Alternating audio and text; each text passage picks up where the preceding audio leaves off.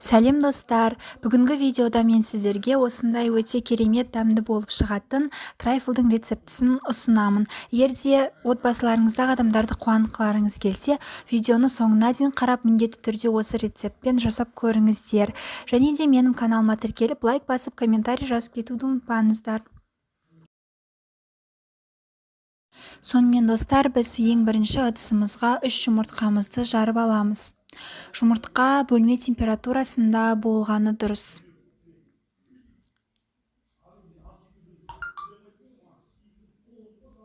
Ал енді үстінен қант қосып аламыз. Және де осыны жақсылап араластырамыз. Мен венчикпен араластырып жатырмын, егер қаласаңыздар миксер қолдансаңыздар болады. Жұмыртқамыз араластырып болғаннан кейін осылай ағарып көпіреді. Енді оның үстінен сұйық май қосамыз. Және тағы да жақсылап араластырып аламыз. Және үстінен сүт қосамыз. Осылай жақсылап араластырып алғаннан кейін біз ұнымызға қамыр қопсытқышты қосып, екеуін араластырып ыдысымызға саламыз.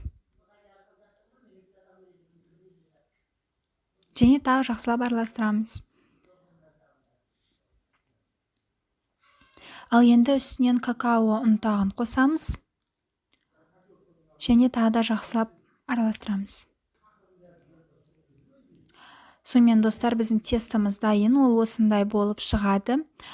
Және біз диаметр 22 немесе 24 сантиметр болатын формаға тестомызды құйып, оны жақсылап осылай жағып аламыз да, қызып тұрған 180 градуста қызып тұрған пеште 20-25 минут пісіріп аламыз.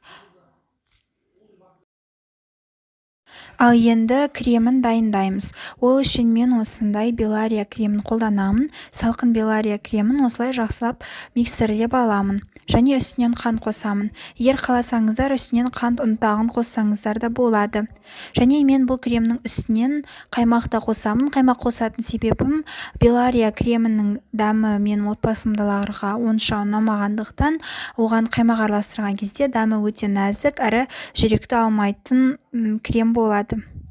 Сіздер де осылай жасап көріңіздер, сіздерге ұнайды деген үміттемін.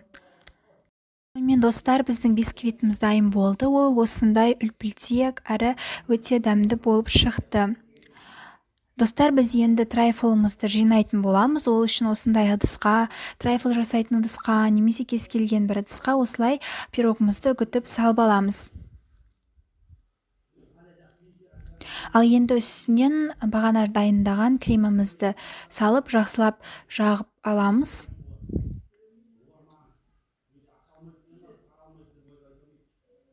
Және де одан кейін үстінен глазур құямыз. Глазурдың рецептісін мен астыға қалдырып кетемін. Сонымен достар, біздің трайфлымыз дайын болды. Оны өз қалауларыңызша безендірсеңіздер болады. Астарыңыз дәмді болсын. Сіздерге ұнайды деген үміттемін. Осы рецептпен міндетті түрде жасап көріңіздер.